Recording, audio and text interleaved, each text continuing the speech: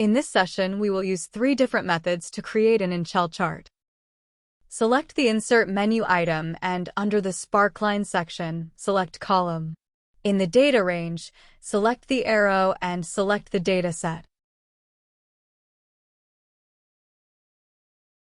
Under the Choose where you want the sparkline to be placed area, select the cell for the sparkline and select OK.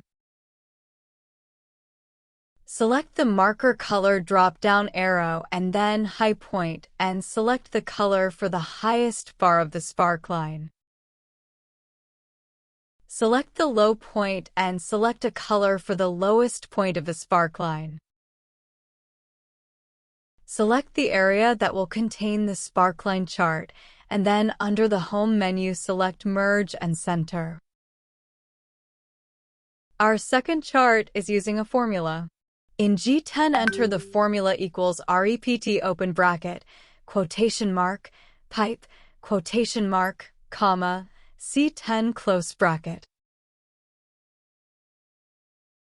Select the cells with your formula and change the font to stencil.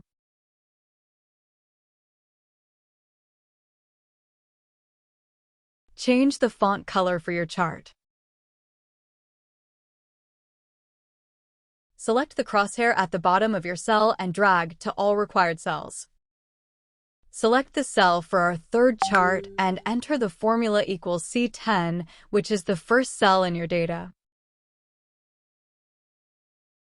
Select the cell if it is not active and using the crosshair at the bottom drag to all required cells. With the area selected, select Conditional Formatting and then Data Bars. Select the data bar you would like to use. And we are done.